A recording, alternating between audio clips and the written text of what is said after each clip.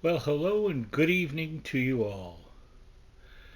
My name is John Anthony Francis Wilcox, and it is Saturday, the 16th of July, 2022. Usually I tell you about my week and such, but I thought this week I would talk about something different that maybe a lot of people don't know about me. And that's, I think people are familiar with part of my, I guess I'll say, resume that I've been a professional cartoonist since 1983 and a professional photojournalist worldwide since 1984. And these are true. However, in 1986, I had professionally what I would call a pretty suck year. So in the comic business, it was a slow year. It was a very slow year. So early in the year, I took on a side job downtown here in Westport. In fact, where I worked was upstairs from in the building where the famous artist studios were. I don't know if they still are there, um, but I don't know. But they were then in 1986. So I got a part-time job working for a place called Marketing and Research Counselors, and they were a telemarketing thing, and their client was a company called Ciba, which is a pharmaceutical company making things like what were the products? Tegretol and low pressor and other things that I can't remember the names of. And I worked there for the better part of a year. Um, and I hated it, by the way. What you would do, what their main thing was, uh, then sort of the legality of it was sketchy to begin with, and they ended up toward the end um, changing it. That is to say, what I would do is I would call up different doctors. They'd give you a list, and you'd cold call them and say that in their area, Ciba was having a luncheon, and if they went, there'd be alcohol, and they would get $100 honorarium for going to this luncheon and listening to the Ciba person tell them about whatever product they asked us to call about. Let's say Tegretol. So you're going to go there and you're going to sit and have lunch that they're going to provide you, and booze, and $100 to listen to them tell you why you should have your patients use Tegretol or low pressor or whatever. And some of these doctors would just say no, and some every time they would go like clockwork because they go, "I'm getting a free lunch and $100." Toward the end of my run there, they found they were no longer allowed to give the $100. So they'd still give the free food and all of that, but no longer what they called the honorarium. No more honorariums. And so people were, significantly less compelled to go. So doing that, it was interesting. Um, I just remember I used to call this one person, I'll never forget their name, because it was M.G. Patel. And I loved it because you'd always get his machine, and it was the slowest. He'd go, "Hello, this is M.G. Patel." And I'm not kidding you that it was that slow. It may have even been a little slower than that. And I called all these Dr. Patels. There was tons of them. I used to call it Patelevision. And I used to sing songs, anything to amuse myself. There was a person, I loved their name. It was Quabena Bohaney. And I used to sing Quabena Bohaney, Quabena Bohaney, Quabena Bohaney, Quabena Bohaney. I mean, not to them, but in the office, and I'd crack up the cast of characters that worked there. Um, and I loved when you would call OBGYNs, which we called gloves. I always thought my favorite names for OBGYNs were Dr. Goldfinger and Dr. Fishfinger. I'll never forget those.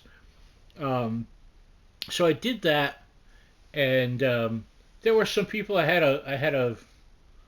She was a cheery but lousy boss named Joanne, and there were some other upper people. I loved one person's name, and I used to. I don't know. I just couldn't resist. His name was. It probably still is if he's still alive. Cranston Boothwaite, and he was this really clenched little guy with a little mustache, and I think he was originally from Texas. And I used to refer to him to other people as Cranston Boothwaite's Fine Distinctive Gins, because that's what it sounded like. And still friends with a friend there named Joan, who was this little Polish woman that we all called Mom. Even though I believe she's only like a year or two older than me, maybe 2 or 3 years.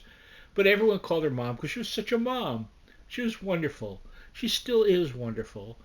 And I'm glad that all these years later, we still once in a blue moon will catch up with each other. You know, she and her husband Mike and her kids and all that, they live in Trumbull.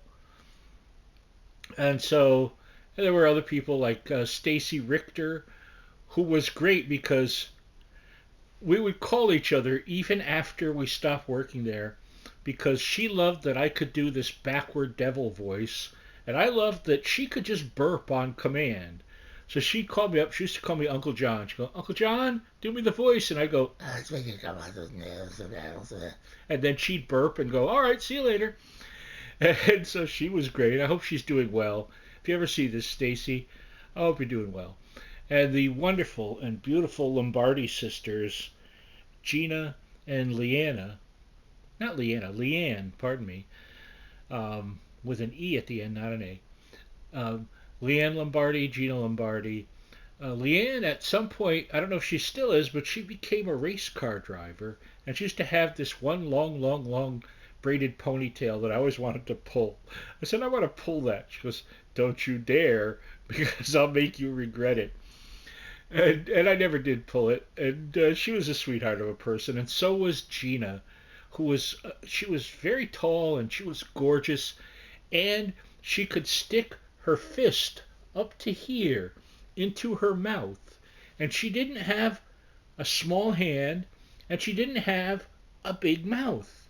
So it was amazing, sort of like an anaconda. She would go, I remember saying to her for no reason at all when she did that, I said, there is no man who would not marry you. And she just laughed. She's also the one woman I've seen in my life that had really nice feet. I hate feet. Uh, who else was there? There was a wonderful man. I'm sure he's long gone because he was very old then. Doing the phones with us, named Abe Pokel. And Abe, he'd come in, and you know the song da da da da da da da da da da da da. He used to come in and sing, go, and the monkey wrapped his tail around the flagpole to scratch his asshole. And he was a real character. And I know that when he wasn't doing that, a couple of times a year he'd go on cruises all over the place because he wanted to enjoy his later life. And good for him. He was a great guy. There was a kid named Jeff with a G-E, Jeff Tremont, and he was interesting. Nice guy. Big Grateful Dead fan, as I recall. Probably still. I hope you're doing well, Jeff. And other people. You know, oh, I can't forget. I wonder what ever happened to her. In the front offices was this wonderful woman named Barbara Ann King. And the last thing I knew is after she left there, she went to work in Bridgeport at the Beardsley Zoo. One of the most beautiful human beings I've ever met, inside and out. Um, and then there were two, was it two Joannes? I believe there were two. And there's one I used to call the nice Joanne, but they were both nice. But I used to just call her that because these are the things I remember. And my boss, she used to have big curly hair, and I think she was originally from Texas. Um, the other Joanne, that's right, the other Joanne. She was nice enough, but on the other side, typical office stuff. I remember saying to her, "Here's an idea I have that would make some of our stuff more efficient," and she's like, "Nah." And then about a month later, she got a bonus for coming up with the idea I came up with. I never took well to that. I used to find that if I shot this exact point in the ceiling with a rubber band, it would fall down on the top of her head and she would never feel it. So sometimes she would walk around with rubber bands on her head. Um, but they, at the end of that year, going into January of '87, were moving to a town in Pennsylvania that I can't remember. The other thing I remember is that they used to say that if something was bad, it was shibby shabby in whatever part of Pennsylvania that was. So they all moved there. The business went away here. My work picked up back in '87. Things, you know, got more profitable and hectic again, which was good. And I left the world of telemarketing behind, and good riddance. So there's a little story for you today. Ta-da! And by the way, thanks to my great niece Isabella for these wonderful glasses. I raise a glass to you. So I love you all. I'll see you next week. Bye bye.